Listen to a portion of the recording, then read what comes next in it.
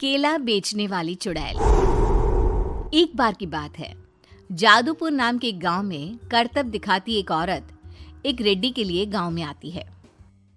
आइए आइए मेहरबान कदरदान, खाइए रोहड़ा के ताजे ताजे केले। कभी खाए नहीं होंगे ऐसे केले, पीले पीले केले खाइए।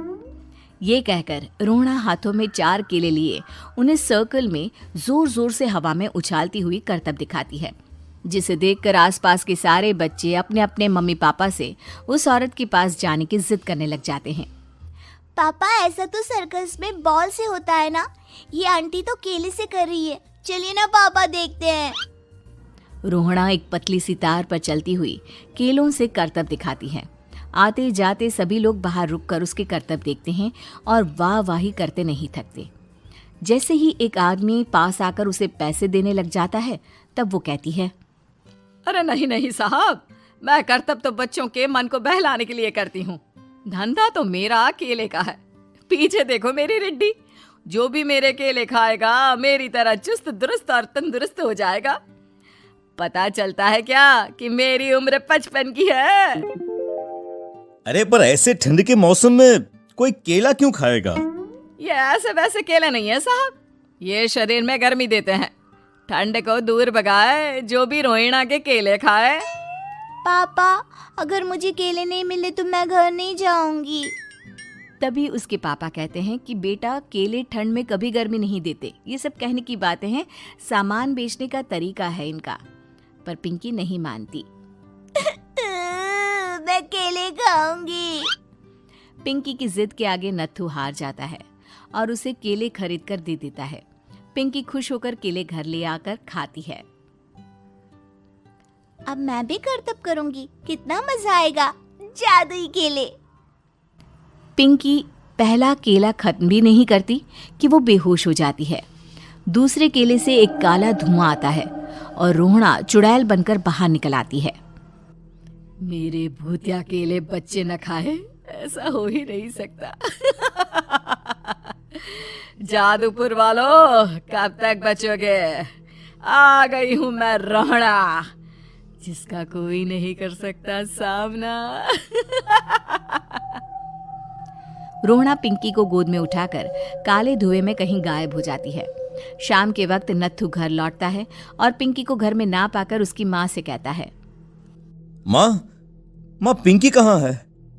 अरे बेटा, उसे तो तू सुबह करतब दिखाने ले गया था ना, फिर कहाँ वापस आए तुम दोनों? मुझे लगा तू उसे अपने साथ मंडी ले गया होगा। हे भगवान, मेरी बच्ची कहाँ गई? मैं उसे घर ही तो छोड़कर गया था माँ। नत्थू गांव के घर कोने में अपनी बेटी को ढूंढता है, पर उसे वो कहीं नहीं मिलती। परेशान होकर आखिर रो रो कर नत्थू हिम्मत हार कर घर लौट आता है। अगली सुबह रोहड़ा फिर से करतब दिखाने आती है और इस बार पिंकी की तरह रोनी केले खरीद लेता है। 50 रुपए दिए थे पापा ने, सारे पैसों की मैंने केले खरीद लिए हैं। अब मैं भी आंटी की तरह ही करतबबाज बन जाऊंगा। यही सोचते हुए रोनी केले खाता है और पहला अकेला केला आधा खत्म भी नहीं करता कि चुड़ैल उसके सामने आ जाती है। मेरे साथ चलने का समय आ गया है रोनी। ये तो बस शुरुआत है। अब इस गांव के सारे बच्चे धीरे धीरे मेरे कब्जे में होंगे, एक बच्चा भी नहीं बचेगा। ये कहकर रोना रोनी को गोद में लेकर काले धुएं में अदृश्य हो जाती है। इसके बाद हर रोज गांव में से कोई ना कोई बच्चा गायब होता, पर ऐसा क्यों हो रहा है किसी को भी समझ में नहीं आ पा रहा था। रोज की तरह अपनी बेटी पिंकी की तलाश में नत्थू गांव के एक तालाब के पास बैठा रो रहा था। कहाँ गई मेरी पिंकी? शकुंतला के जाने के बाद एक वही तो मेरा सहारा थी। अरे उसकी आत्मा कोस रही होगी मुझे कि मैं अपनी बच्ची को संभाल भी नहीं पाया। नत्थू ये कहता हुआ रो ही रहा था कि तभी तालाब में से उसे शकुंतला की आवाज सुनाई देती है। कहाँ थी तुम शकुंतला? हमारी बच्ची और सारे गायब हुए बच्चे रोहड़ा के कब्जे में हैं। वो बच्चों को जो केले देती है उससे बच्चे बेहोश हो जाते हैं और उसके कब्जे में आ जाते हैं और वो उन्हें ले जाकर काली दुनिया में ले जाती है। पर वो ऐसा क्यों कर रही है? ये मैं नहीं जानती, पर उस दुनिया का रास्ता मैं आपको बता सकती हूँ।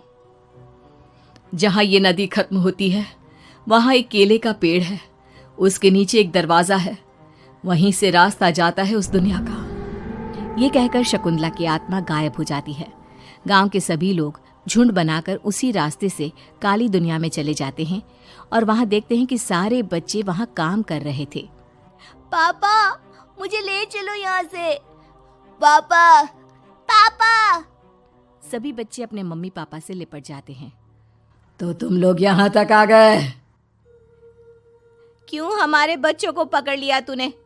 तुझे शिकार ही बनाना है तो ले, हम सब आ गए हैं, हमें खा ले।